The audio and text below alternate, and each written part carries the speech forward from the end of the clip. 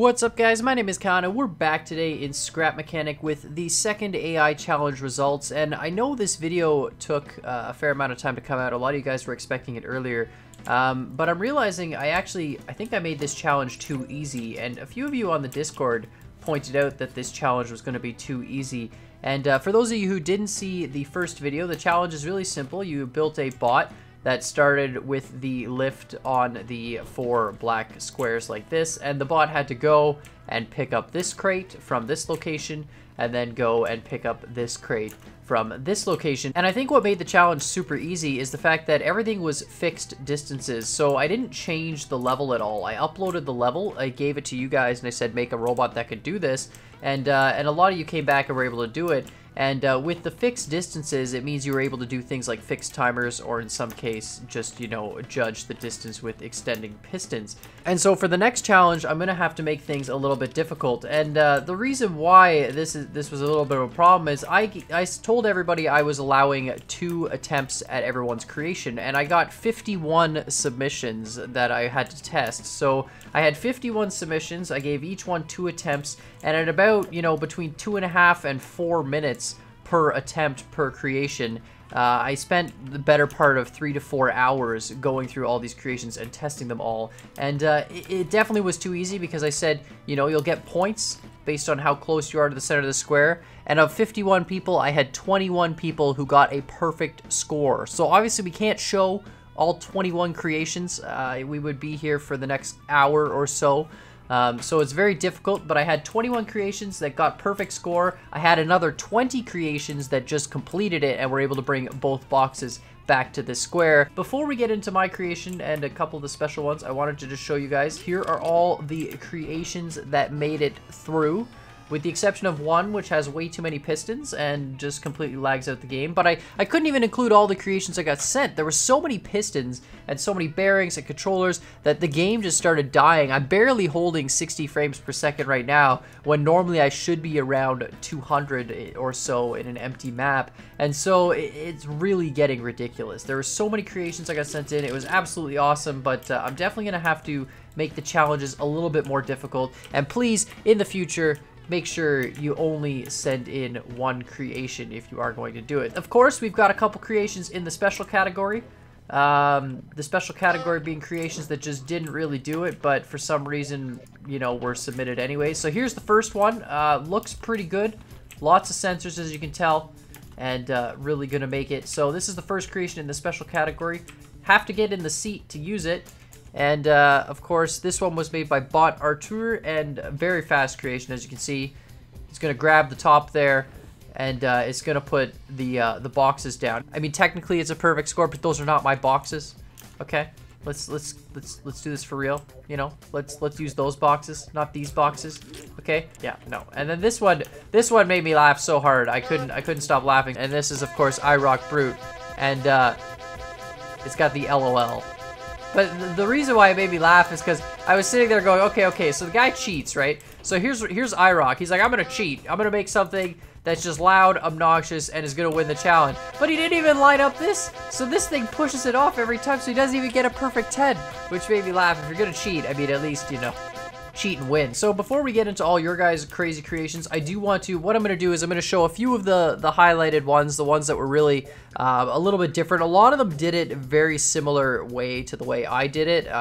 You know, obviously you guys don't see my creation, so I'm not saying you guys copied me or anything like that, but there's really a couple different methods to doing it, and a lot of people decided to do the same method I did. And so this is my creation here. I need to just flip this around like that. Perfect.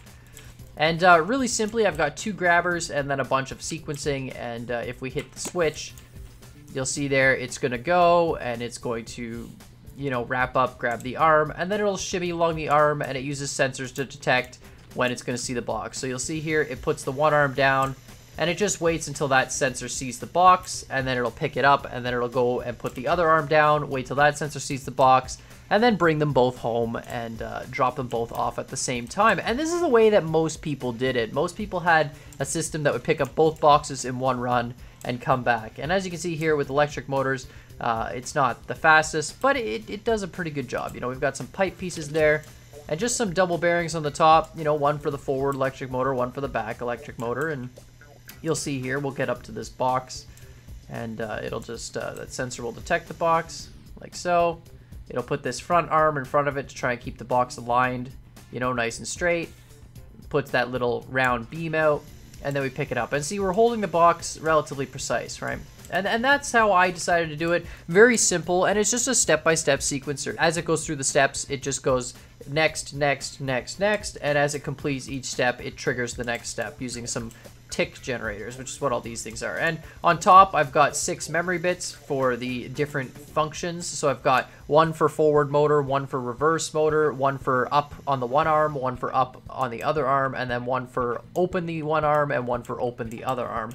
And basically, depending on what I'm doing, I can say, okay, so this step, I clearly retract and move backwards, right? And then when we get to the end here and we get all the way back to the initial position, then the step becomes, okay, extend both arms, and then after you've extended both arms, open both arms, and then retract both arms. So you can very easily sequence these steps using, sometimes I use a little bit of timing, but for the most part I use sensor inputs depending on the position of the thing. I detect the end position with this sensor actually, so this sensor really easily just picks up this pillar right here, and that will drop the boxes down. Now, of course, the good thing with my design is there's no timing in the sense that it could pick up the boxes if I made this 3,000 miles long. It wouldn't care. It would just keep going until it sees the box, then it would pick it up, go until it sees the second box, and then it would retreat. So it doesn't care about the actual distance between the boxes. But there are some designs that do.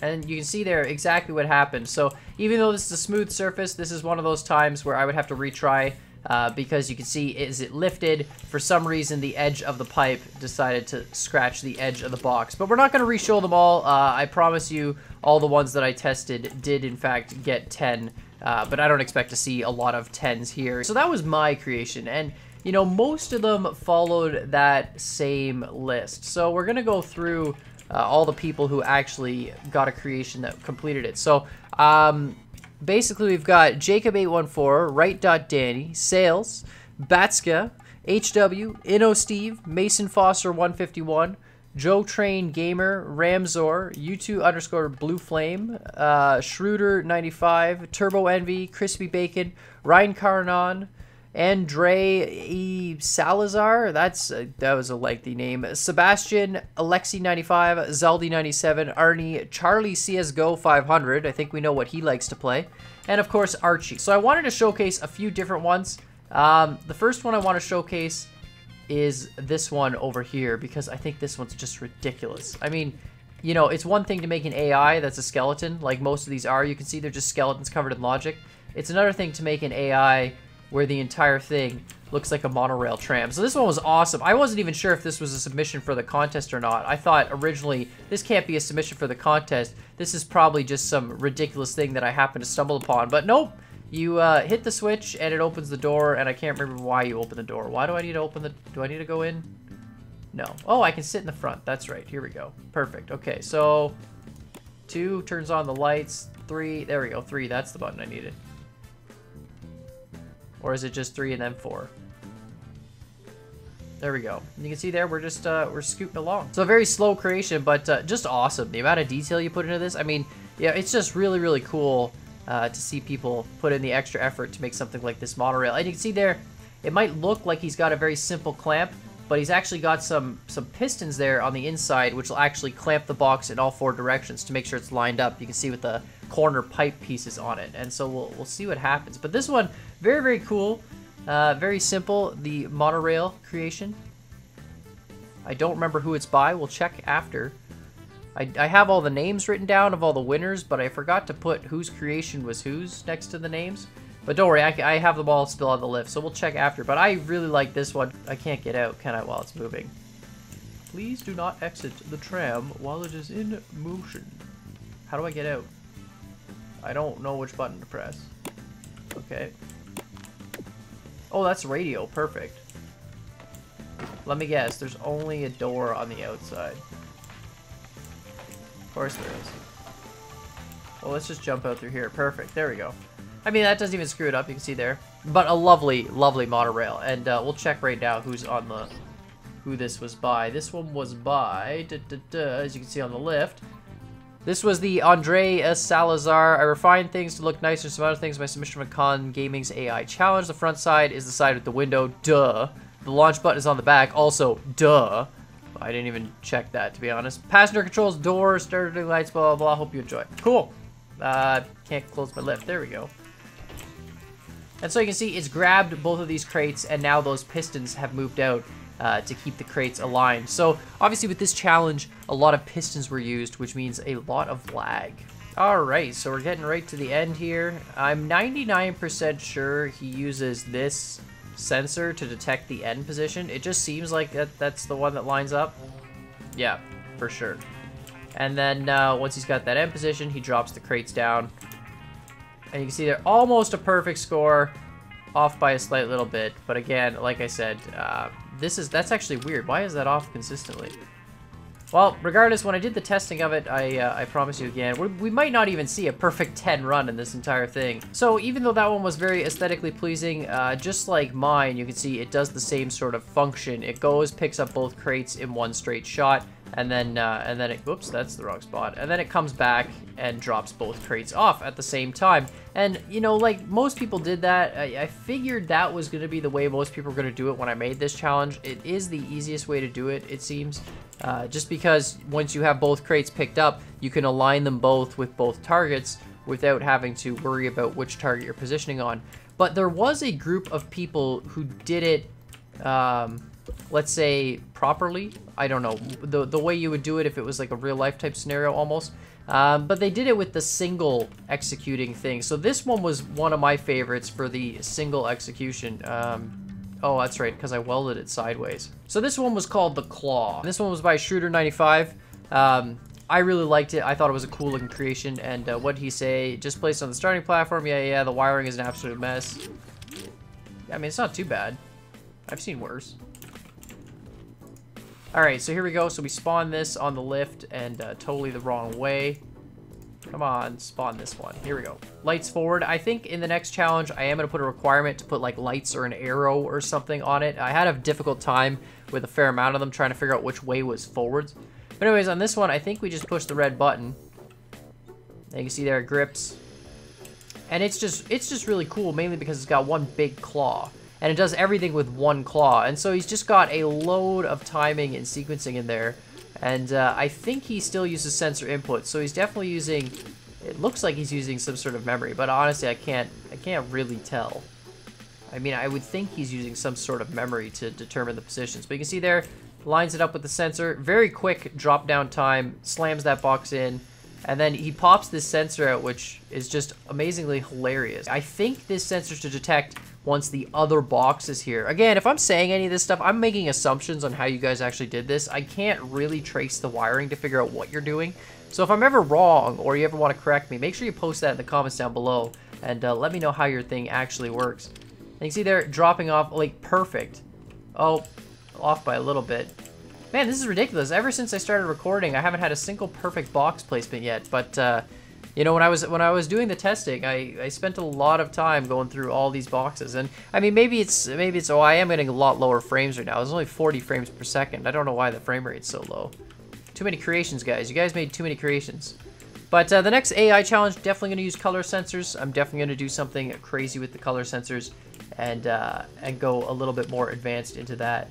And definitely going to make something that's a little bit more difficult or have different levels of the challenge. It's getting difficult for me. I don't know how, because I appreciate all you guys putting in all your hard efforts.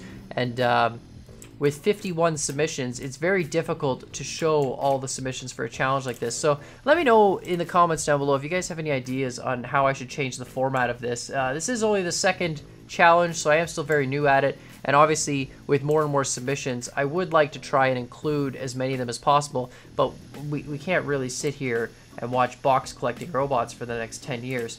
So definitely let me know what you guys think on how this format should change and how I can showcase more of the creations. Like I said before, I do want to acknowledge all 21 people who actually got a perfect score during my testing. I really do appreciate all you guys, though, who sent in creations, all 51 of you. It's really, really awesome. And even though it was painful for me to test them all, I did test every single one of them.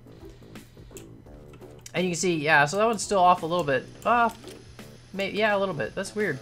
But anyway, so that was kind of cool. That was sort of the second genre of things. I am going to delete this one as well, but that was the claw. But anyways, thank you again for that creation. And there were a few other ones. This one over here also did that same individual pickup one at a time. So that was kind of cool. So before we get into the absolute winning creation, the fastest creation that applied all the rules of the competition, I did want to show one more, and I wanted to show this one mainly because it has one little thing that that a few other people did as well, but this one got a perfect score just about every time, and it was one of the fastest ones in this competition. So this one's by Crispy Bacon, and you know, very standard, just like the other ones, but if we hit the switch here, you can see very quick to grab and very quick to get going. And just a very speedy little monorail. Definitely faster than mine, I think. And a lot faster on the pickup and drop off. You can see there, it just goes, grabs that crate. And it doesn't really have to be terribly accurate. He made it so all the pistons extend and then come back in on the crate. So he doesn't really care where you put the crate down because it's just bringing it back to that initial position. And you can see that very, very quick. Very quick. Now, I'm pretty sure he uses only a few sensors to actually pick up the position of these poles or something. I'm not terribly sure how he did it. I know it's a lot of it is mostly time-based because it seems like there's a lot of timers in there, and maybe that's just for the sequencing of these claw arms, but definitely let me know. But the reason why I wanted to show his is you can see he's one of the few people who use the alignment pins. Oh, and you can see they're still not getting a perfect score. This one was pretty much perfect, but again, those little pins clipping it. But he did use these alignment pins, so it went almost dead in every time and came out perfectly every time. Again, I haven't seen a single perfect score since I've started recording, so I'm expecting the you guys in the comments to start raging on that one. Alright, so I'm actually going to show one more just because this one also took the time to make a lot of aesthetic hilariousness. Plus, it's actually one of the few designs that use thrusters. A lot of people used electric motors because electric motors are very consistent and they stop on a dime. But the designs that use thrusters, really, that's a whole other level. I originally started using thrusters in my design and realized it was very, very difficult. But this one here by Right Danny looks kind of like a plane, is huge compared to the size of the monorail. Very, very big. But it fits on the platform. I mean, it spawns no problem. And you can see there when we hit that button, it'll go up, clamp on, and it actually uses thrusters. And I mean, it's quick. And you can see that it literally, it uses thrusters and then clicks on an electric motor at the last second to jam the thing into reverse, basically. And then you can see there it goes, picks up the whole thing. And perfect. And then, you know, I mean, the 4 pistons is definitely excessive. Just really amazing, those of you guys who are able to use thrusters and do it actually effectively. And you can see there, it's going to see that sensor on that pole and then puts the pins down just like the other one and deploys the crates, puts these extra pistons down to make sure that... What happened to your crate? You lost a crate? How did you lose a crate? Alright, so anyways, so Right Danny apparently doesn't even get the full points because he lost a crate. That's weird. I've never seen that happen before. In all the testing of the robots, I didn't see a single robot drop the crate. So anyways, Right Danny, thank you again. Really, really cool. And I know you guys are all anticipating the winner who had the fastest time. So I didn't show the top 5 in this one. I wanted to actually just show some, you know, unique designs. I didn't want to just show the fastest times. And I think for future competitions, I gonna maybe try and do a little bit of direct competition, so AI versus AI type thing, or robots versus robots, but I'm not sure yet. But I do want to make it so I can show more of the designs. I just don't know how to do that. Let me know what your guys' thoughts are on the format of this series in the comments down below, because I'm really struggling to figure out how I can show 51 designs without making a 3-hour video. But anyways, of course, you guys are all anticipating who won the AI challenge and who had the fastest robot and who is getting the new title in Discord. And of course, it's none of them that are spawned here. It's the one, the only. It's of course Archie, who made it to the top of the workshop. So Archie's design, in case you guys didn't download it from the workshop, which I'm sure a lot of you did, there were a few people who did something very similar to this.